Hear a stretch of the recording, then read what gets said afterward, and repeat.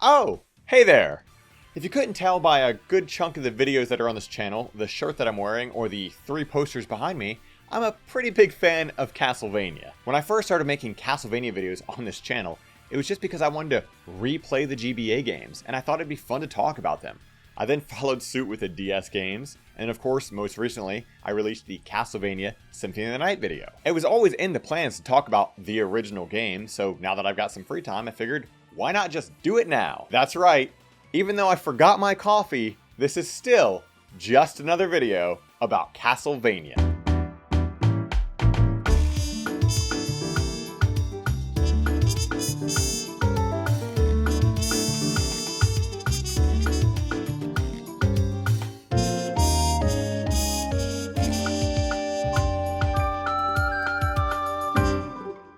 Alright, so I'm going to make some changes to these Java videos. For those of you who just want to jump right into the video game stuff, just go to this timestamp right here. But for everybody else who's curious, just keep watching and I'll explain what those changes are going to be. If you've watched my previous Java videos, then you know how the format goes. I usually talk about the development history of the game, maybe go over some of the sales numbers, talk about how I personally got into it, and then talk about the game itself with some of my own thoughts kind of peppered in. And that's kind of how it's been for a while.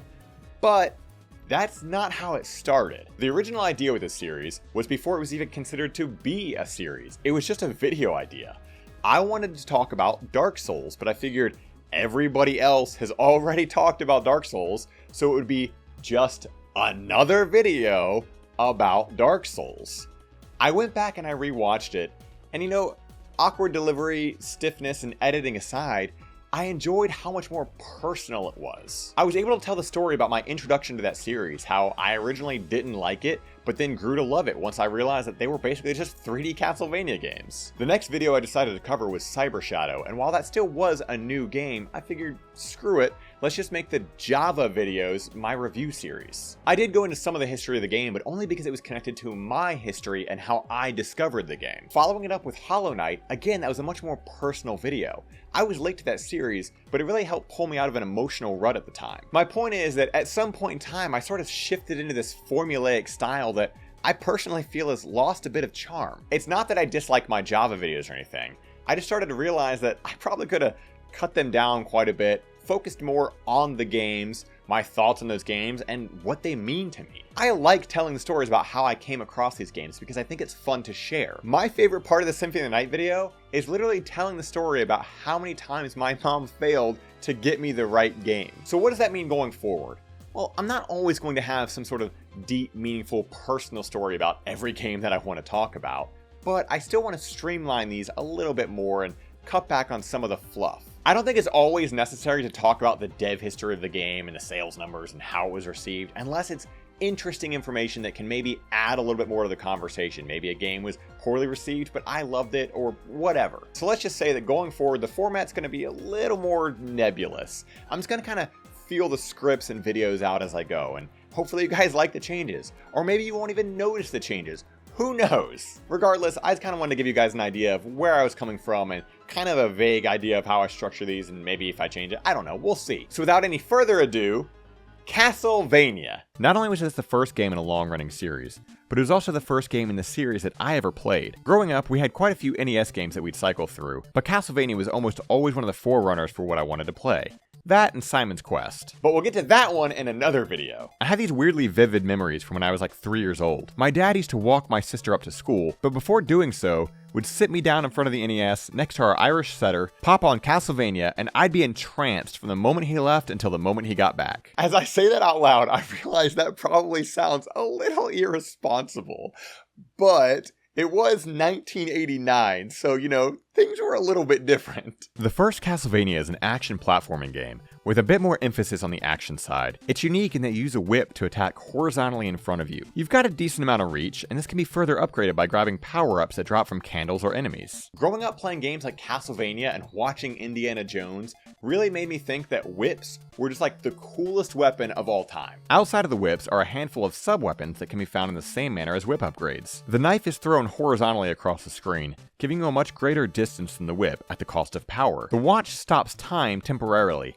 allowing you to quickly damage enemies with your whip. The axe is thrown in an arc, which is perfect for enemies on platforms above you. The cross is thrown a decent distance out in front of you before boomeranging back, meaning that it can hit enemies multiple times. And the holy water, which is arguably the most broken sub-weapon in the game, throws a small vial in front of you, bursting into a flame which not only damages enemies, but stun locks them in place. All sub-weapons use hearts to attack, and all of them can be upgraded by acquiring the 2 and the 3 items, allowing you to throw more of each item in a quicker succession. I know this is the part of the video where people would talk about their supposed confusion over the fact that hearts are a currency and not health.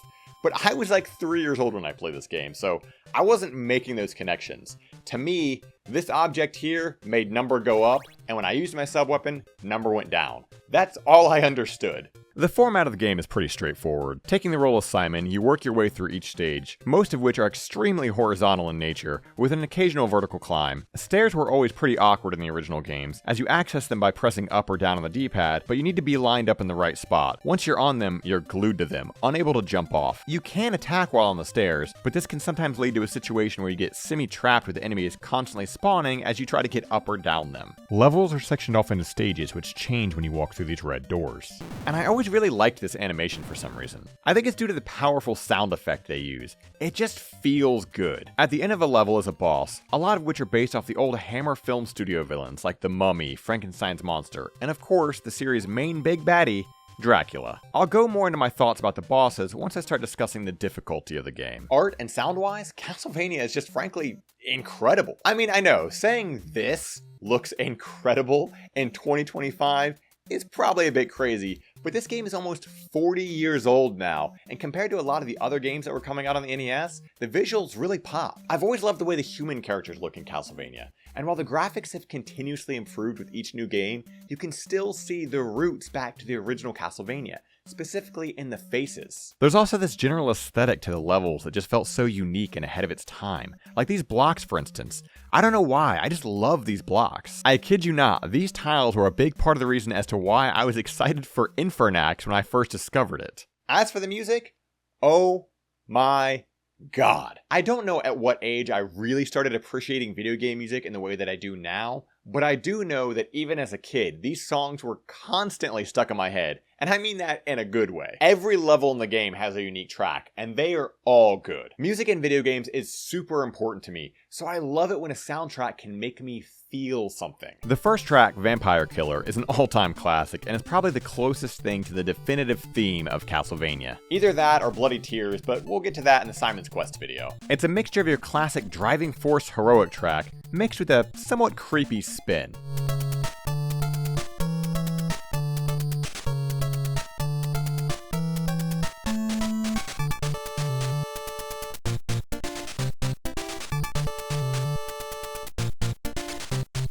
The theme of the second stage, Stalker, really makes you feel like you're venturing through an old armory. It's creepy and almost a little haunting even.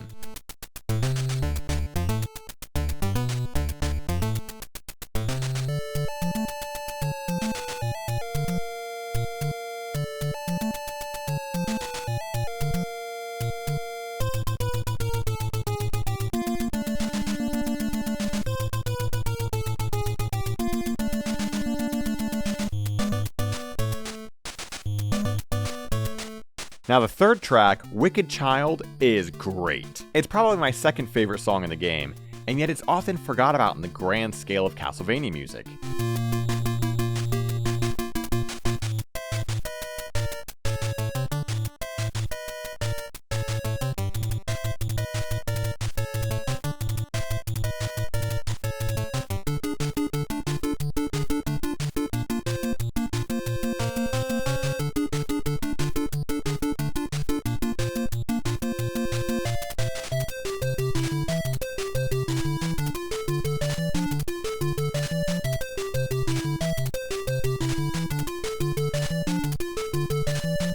It only ever really appeared in one other Castlevania game, Castlevania Chronicles, which was a reimagining of this game on the PlayStation. Technically the X68000, but we'll get into remakes here in a bit. The version used there, though, lost a lot of its charm. It's not chaotic like the original, and instead is this extremely late 90s techno remix. It's definitely an acquired taste. It did get a pretty good remix later on in Super Smash Bros. Ultimate, where it was used in a short 2-song medley with Stalker. This version is orchestral and does retain that chaotic feeling over the original.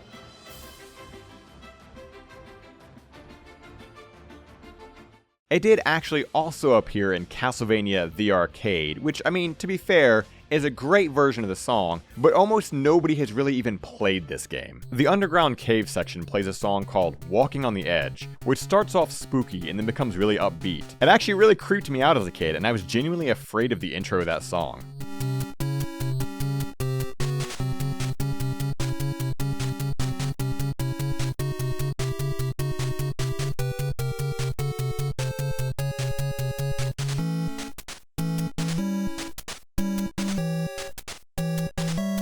This is another song that hasn't really been reused all that often outside of, again, Castlevania the Arcade, and the extremely oft-forgotten Castlevania Order of Shadows, which was a cell phone game before smartphones, and it was exactly what you'd expect a game running on a regular-ass cell phone to look and feel like. Next up, of course, is Heart of Fire, which would later go on to become Julius Belmont's theme when combined with Can't Wait Until Night from Haunted Castle.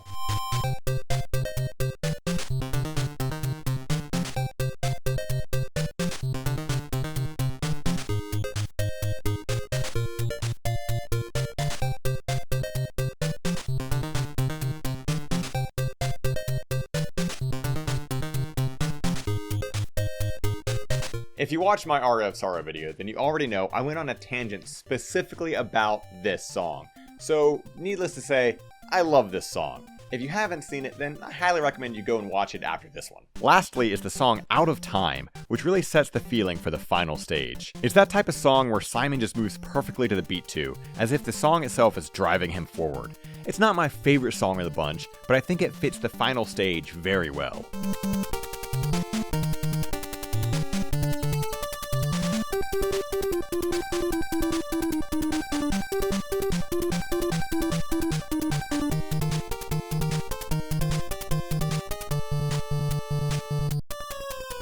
So let's get to one of the things that Castlevania is so well known for. The difficulty. The original Castlevania trilogy on the NES have always been at the forefront of difficult video games, or at the very least, difficult classic video games. But the thing is, back then, I wasn't really thinking about difficulty in video games. A video game was a video game. It didn't matter if I was winning or losing, I was just having fun. When it comes to the overall difficulty of Castlevania 1, I've always thought that people were a bit too harsh, or at the very least, exaggerating the levels of difficulty. Don't get me wrong, it can be a pretty hard game, but it's nothing that can't be overcome with a bit of patience. Most enemies are always going to be in the same spot when you approach them. Yes, there are some random factors, such as the zombies in the intro or the Medusa heads, but even those can be manipulated. Medusa heads, for instance, will always spawn just above Simon's head. This makes it so an impatient player might easily hit one if they're constantly moving, as the enemies will spawn consistently on pattern this way. But by playing a bit more patiently, doubling back when necessary, or even jumping to adjust their spawn location, they can be pretty easily avoided. That being said, there are some instances where the game does seem a bit more punishing towards the player. For instance, the further you make it in the game, the more damage you take by enemies, so a full health bar isn't going to last you nearly as long in level 4 as it did in level 1. Secondly, when you die, you lose whatever upgrades you had, as well as your subweapon. This isn't the worst, as whip upgrades are pretty common, but losing a specific subweapon prior to some bosses can definitely cause them to be quite a bit more difficult. There's a reason as to why Frankenstein's monster was my wall as a child. If you make it to him with a good subweapon like the Holy Water and then die, you'll only have the dagger on repeat attempts, which is arguably the worst subweapon in the game. That's not to say that you can't beat every boss in the game with whip, because you certainly can, it'll just be that much harder. When it comes to difficulty in Castlevania 1, I would say it's just right.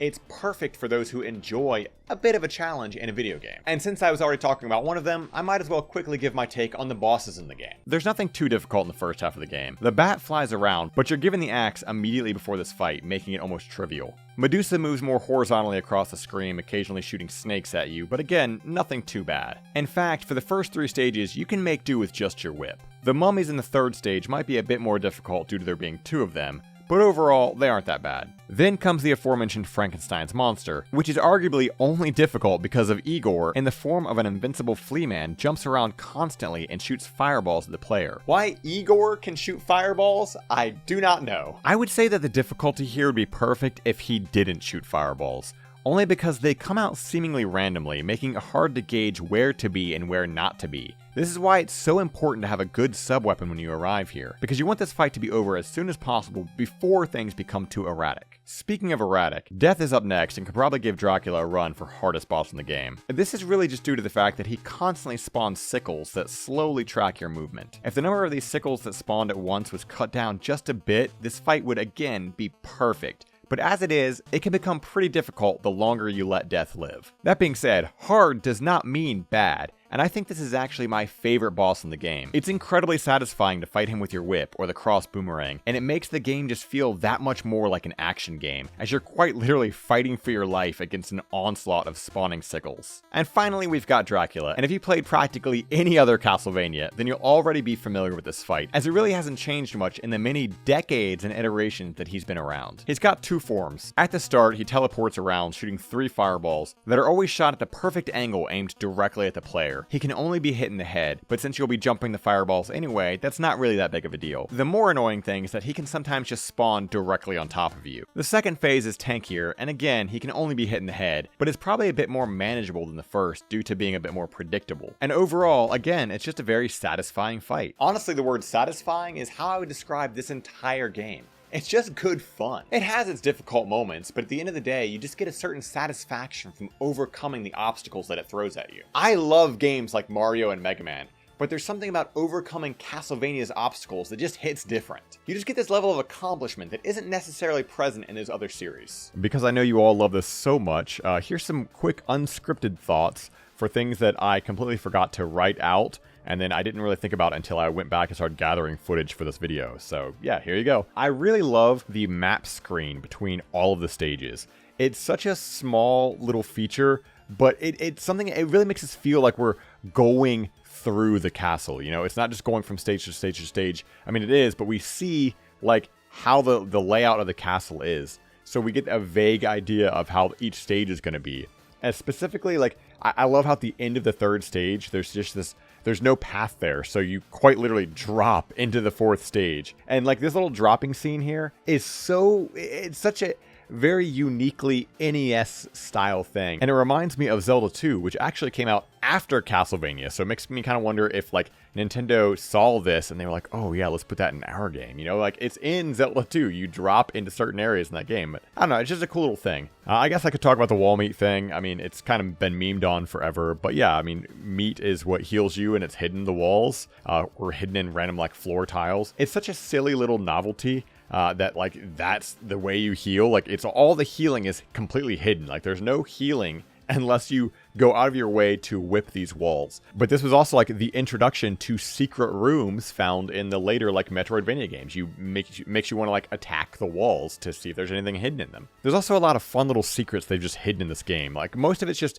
involving like point bags, but like depending on if you like duck in certain areas or you like whip a wall and then duck, or you jump over the entrance at the start of the game, these little like point bags will come up. And it's silly, it's just points, but points do give you extra lives, so I mean I guess is somewhat helpful. But yeah, I love this kind of stuff in games. It's so simplistic, but it's just fun to get, you know. It's just fun to try to grab all of them.